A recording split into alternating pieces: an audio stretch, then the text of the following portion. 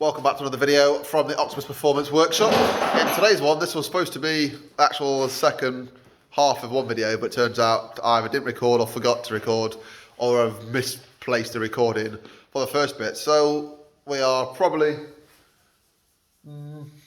near off there for the strip down part. So what we've got, Sam's MK5 R32 here, 2007 DSG, 3-door, of course. We don't have 5 doors down here. Don't entertain that kind of stuff.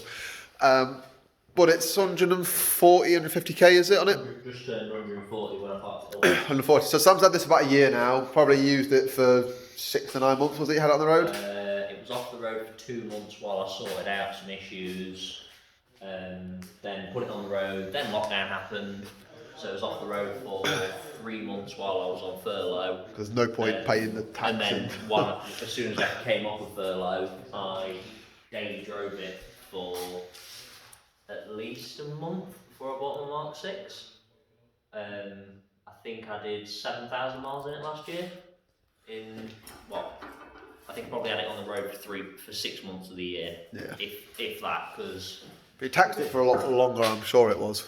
But while it was still sat down here, but anyway, being a Mark 5 platform that got the mileage, got quite high, it got a bit sloppy, so to say. So Sam bought one of the bush kits for it and the anti-lift kit for the front. I fitted the anti-lift kit I fitted, and the front arm bushes I fitted. Show that in a second. And some of the rear arm parts that were easy to get to without taking too much off, just because it was quite horrific at about anything triple figures. It was very vague. It was not.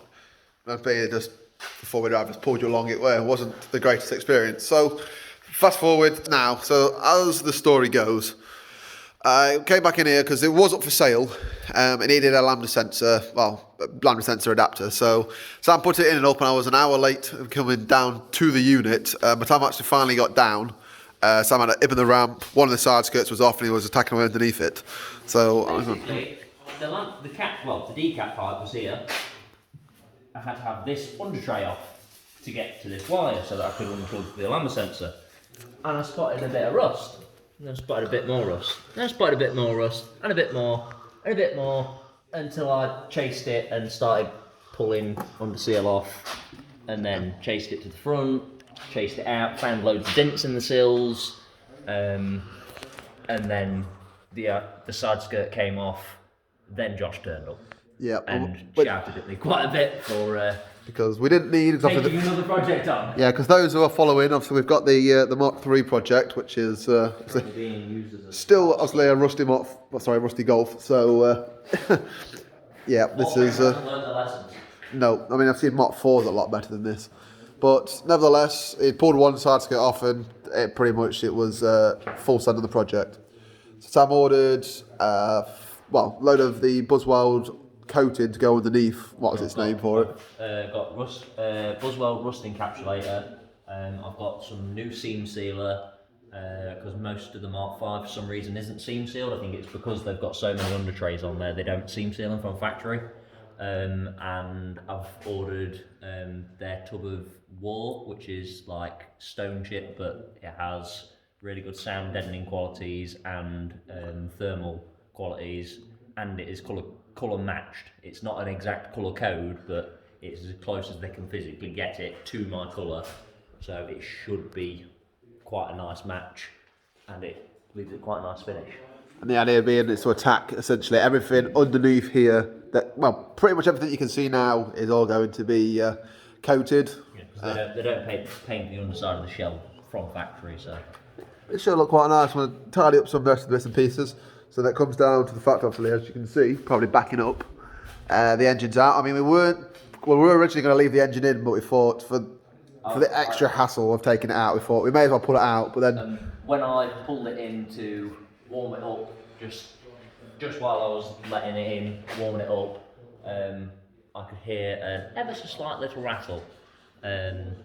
Took the filler cap off and it got a little bit louder, so we had a look into it, and the car I know has no history of having the timing chains done, so I went ahead and ordered a timing chain kit.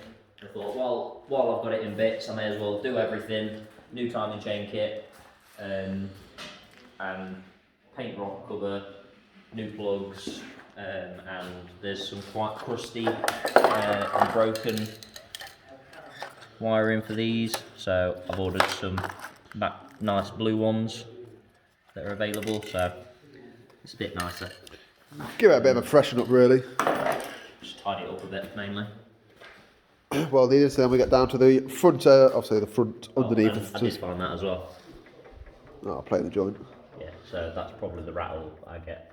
But there's a few things that I've spotted. So there's that CV joint needs replacing, both inner rack ends need replacing, and both front drop links need replacing.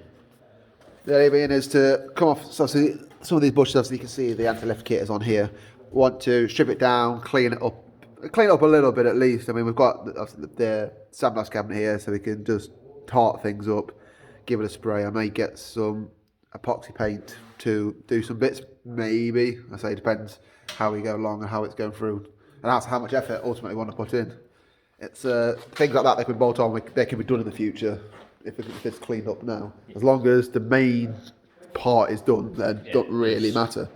It's not every day that you want to take the fuel tank out or the rear subframe assembly, because they're quite big and they're quite heavy. Yeah, so this is the rear assembly, for those who don't know. Obviously being a Haldex, we've got obviously the trailing arms here, they've got all the brakes set up, blah, blah, blah, blah, blah. The coilovers on this are, to be fair, cheap, shitty ones. Absolute cheap crap. I was sold the car as having AP Racings on. When I got it back and cleaned off the labels, they had John written on them. So they are the cheapest of the cheap crap. So I'm going to be saving up. Unfortunately, I've got a house now, so that may hinder saving a little bit, but I'll be saving up and getting myself a nice set of probably gas golds or something similar, just so that it can at least complement what I've done with it. Yeah. And so it looks bad like now when we're looking from underneath, but you could probably imagine a lot of Mark 5s that you look underneath and get down to it and they're going to be in a similar condition. It's just a bit of a shame that they didn't learn the lessons from the previous years of corrosion management. But hey, it is what it is. Realistically, this isn't that bad. Like, I'll give it a few more years. It could have been. Old one, that was rotten out on that corner, and it was rotten out on that corner. I had to weld repair both rear sills on that one, and I've done other welding work on 57 plate cars, so I know that it's not uncommon for Volkswagen Audi Group stuff. But like we spotted as well, this caliper needs replacing. Seals come adrift at some point. And do have one though. Is it this? Are we sure it's this side we have? Yeah, I've checked. Yeah, that's lucky. Okay, and we've got the front. We've got an A3 out front, so we've got some bits and pieces that we're going to may steal from that to go on this, and that A3 3.2. Frames and I've got a pair of SAT aluminium knuckles. I've got 2 new front wheel bearings for it. I'll be getting the new drive shaft for it. I'll probably paint up the drive shaft while it's off. Yeah. Just tidy it up. That's basically all it is, just to tidy it up so that it lasts a bit longer, because if you was to leave this for another couple of years, all the rust and nasty that was in there, that was like solid with sludge. So if that had been left another 3 years, it'd have been rotten through. So it's just stopping it from getting any worse. And the idea being for this as well, that going forward in the future, we've got the 3.2 TT. We want to DSG the TT, but after this being a DSG, it's already in there. The idea being is we're going to keep a stock compression, an unopened lump, and a relatively low, basically mild for stock compression, boosted setup on it using the standard ECU. So that should be quite a fun build. Should be quite a fun build really, but we've got to get, the basics done first. Mid 300s would be plenty in. 400 wheel would be nice, but I don't think you get that on stock compression over here. Mid 300s on stock ECU, it's be fast enough. It'll be more than fast enough. It'll be kind of cheap, like relatively cheap. We do all the fab ourselves, so that's where the money is really. Yeah, so it shouldn't be too expensive, and it'll definitely liven the car up. It's fun to drive, but it's just not got the beams when you get onto the straights.